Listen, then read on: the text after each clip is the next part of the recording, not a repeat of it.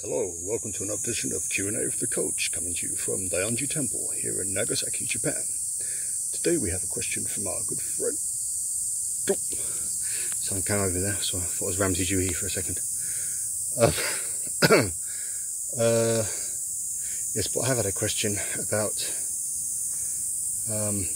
Well, I've had a few questions now on the same topic about what do I think about the risk of arthritis through like knuckle conditioning or iron hand training, this sort of things.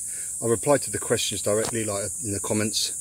I wasn't going to make a video because it's not like I consider myself to be some expert on it. I may just do these videos just as a way of keeping myself training and whatever. But anyway, I've been asked a few times, so I kind of figured I should do a video about it.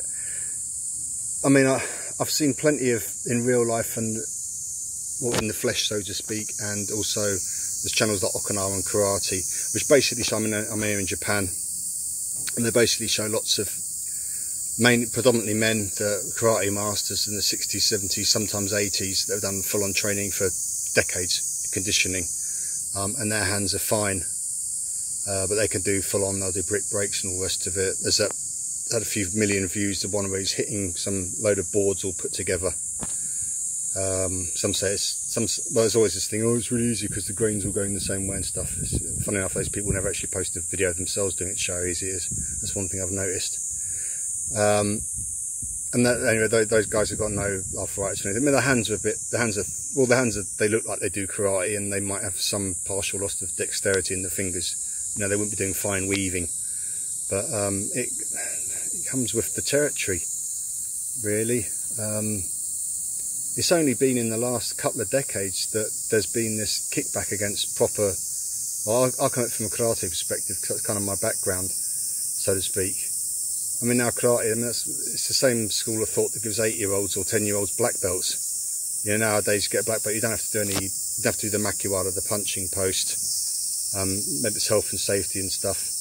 And some channels that are well known on YouTube, such as I know one that's called Hard to Hurt, and the guy did what's called himself Icy something, but the guy who presents it has done a couple of videos, I think, just calling it out, basically saying iron hand training is bullshit or knuckle conditioning. And it's always this thing as well, everyone who does it is like, there was pictures like the Neanderthals smashing their hands into walls until their hands break and become useless clubs and all this stuff, which I don't know, I just find it it's a bit too much.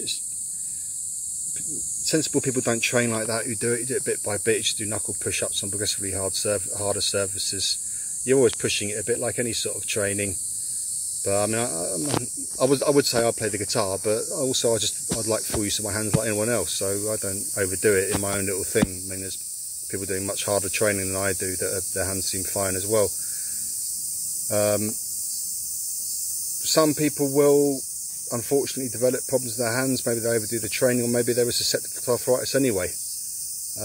I would say it's considered risk, but don't even, like I say, from the people I've actually seen who've done it in real life as well as on videos, and older guys, the people doing it for decades, like I say earlier, they've got no problems. Their hands are a bit lumpier than normal because of what they do. But another thing people who criticise iron hands say, it's kind of like the fox with no tail, because they don't do it, they just try and rubbish as much as they can. And they always do things like, you should be concentrating on getting faster if you're fighting and stuff. Some people like myself do tamashawali and stuff, don't fight and just want to break stuff. Tamashawali is Japanese for breaking.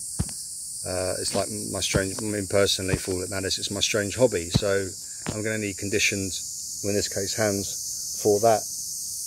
So that's why I do it. You know, it's a no-brainer. I have to do it, otherwise I will hurt myself and I will damage my hands if they're not conditioned up to breaking. So it's not just that you want to be the badass guy with the lumpiest knuckles in the ring or whatever crap, you know.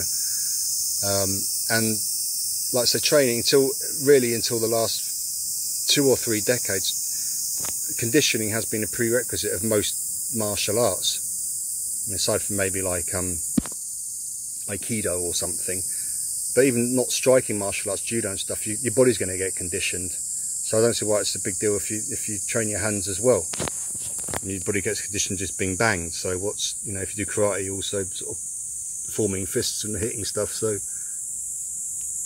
you know, your hands and feet or whatever will get conditioned similarly. So I suppose what I'm trying to say in this video is, no, I don't. I would advise to go very, very carefully. If you're at all concerned about anything, don't push it, stop. I would say seek expert advice, but I mean, who do you talk to? I mean, these days, most dojos you go to, oh no, we don't do any braking, you know, all those stupid little plastic boards and stuff which really don't mean anything. I saw, I don't want to get into moaning, I mean, I'm no expert, but I did see something, it was like a fifth dan, like, I think it was Taekwondo, fifth dan. They said braking, it was just a load of like loose roof tiles stacked up. I mean, anyone could do it, really, above like a child, or have a really good attempt at it if they just knew that it's not, once you get over the, oh God, you know, there's tiles stacked up like 2 feet high. Yeah, but if they're all sort of jumbled together and not resting one top of the other perfectly, if there's space in between them and stuff, it's nothing. So, you know, I don't even consider that really braking, but people do proper conditioning it. It will show in their hands and stuff. Some people get calluses, some don't, but knuckles get lumpy and whatever. And it's just part and parcel of the thing. So I think people, if they don't want to do it, fine, great. It's, you know, people should have freedom of choice and everything else. I'm down with that. But then again, I don't like when they basically mock people who do it and call them out as being like, you know, Neanderthals and all this sort of stuff. That's a bit insulting. And also it's very denigrating to people that have done it over hundreds of years, proper masters.